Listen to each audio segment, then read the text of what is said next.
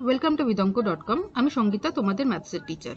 চলো দেখা যাক কি প্রবলেম আছে সলভ করার জন্য। একটি সমকোণী চৌপলের আয়তন 432 ঘন সেন্টিমিটার। তাকে সমান আয়তন বিশিষ্ট দুটি ঘনকে পরিণত করা হলে প্রতিটি ঘনকের প্রত্যেক ধারের দৈর্ঘ্য কত হবে তা হিসাব করে লিখি। ঠিক আছে, তাহলে সমকোণী চৌপলের আয়তন দেওয়া আছে,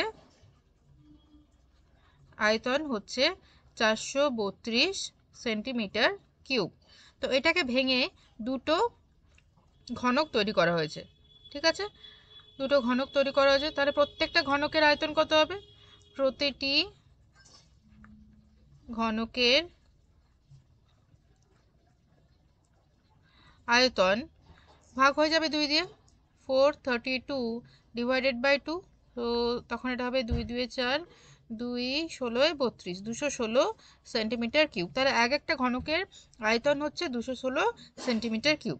ঠিক আছে, এবারে ধরছি যে প্রতিটি ঘনকের ধার বা প্রতিটি ঘনকের এক একটা বাহু হচ্ছে a সেন্টিমিটার।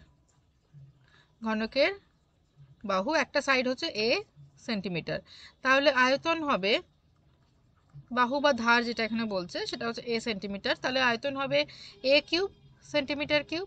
তাহলে a cube is equal to 216। ঠিক আছে, তাহলে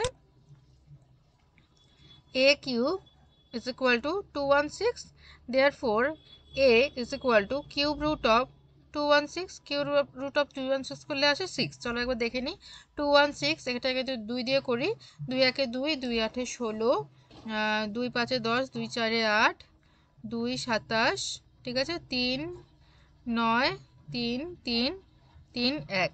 ঠিক আছে, আচ্ছা আমরা কিউব করছি তাহলে তিনটে করে গ্রুপিং করব। এখানে 2 হলো, এখানে তিনটে করে গ্রুপিং করে এখানে হবে 2। ঠিক আছে, 3 হবে, তাহলে 3 দুগুণে 6 হলো। ঠিক আছে, তাহলে a ইজ ইকুয়াল টু হলো 6 সেন্টিমিটার। তাহলে প্রত্যেকটা ধার হচ্ছে 6 centimetre. So this is our answer. Thank you for watching vidonko.com। অঙ্কের আরও প্রবলেম এবং সলিউশনের জন্য আমাদের ওয়েবসাইট অবশ্যই